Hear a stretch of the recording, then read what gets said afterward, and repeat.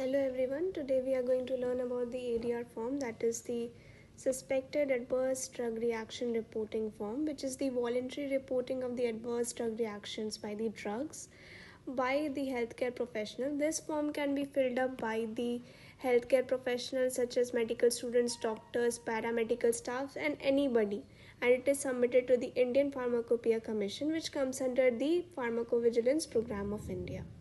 So, given the sample of this form, first we will classify a case as initial case, which is a new case or a follow-up case.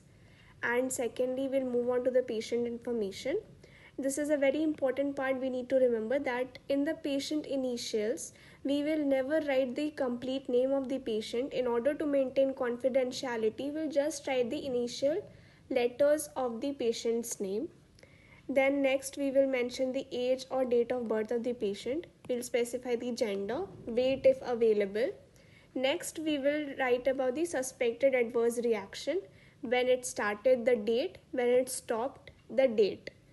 After that we will describe the event or reaction along with management if the details are available, such as in this case the patient has had a reaction where the patient presented with rash on the back of her hand and which was spreading very quickly to arms, trunk, neck and face, and lesions were also starting to appear on her lips and inside her mouth. So she was asked to stop the glycoside therapy immediately. Over here we have the documentation purposes data which is required for the hospital. So we'll fill this up accordingly. After that, we'll mention the relevant investigations, such as in this case, the patient was diabetic as well as hypertensive. So we had to mention these two investigations along with BMI if available. And if any other tests have been performed, we need to write about the interpretation of those tests as well. Significant or relevant medical history along with medication history if available. So in this case the patient has type 2 diabetes and is also hypertensive. Then we need to mention the seriousness of the reaction if there is any seriousness, and if there is not, we'll tick in the no option. After that we'll write about the outcome, what happened, if the patient has recovered or the reaction was fatal, or the patient is recovering or has recovered with sequel, or the status is unknown, or the patient has not recovered. Then we'll move on to section C, which is the suspected medication. In this case, over here we need to write about the brand or the generic name of the medication. If the further details are known, then we need to write about the manufacturer, the batch number, lot number, expiry date, dose, route, frequency, the therapy dates as to when it was started and stopped, indication. And next we need to write what was the action taken after the reaction. In this case the drug was withdrawn, so we'll take over here. The rest are not applicable, so we'll leave it as it is.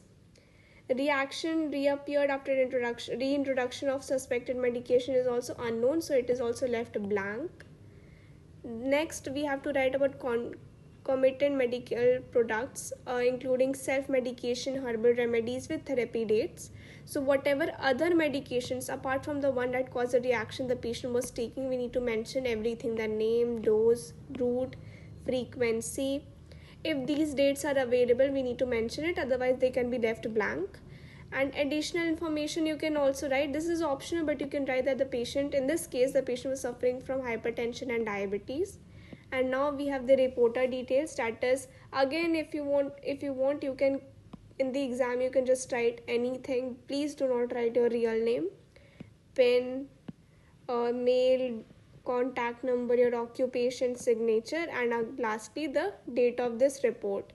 Please make all these details fictitious, and again that is how you fill up this form. This is something you need to remember, the confidentiality clause, that the patient's identity is held in strict confidence and protected to the fullest extent. Submission of a form does not constitute an admission that medical personnel or manufacturer the product caused or contributed to the reaction. Submission of an ADR report does not have any legal implication on the reporter. And this is also the reason why we should never write the full name of the patient on the form. That's all for today. Thank you for listening.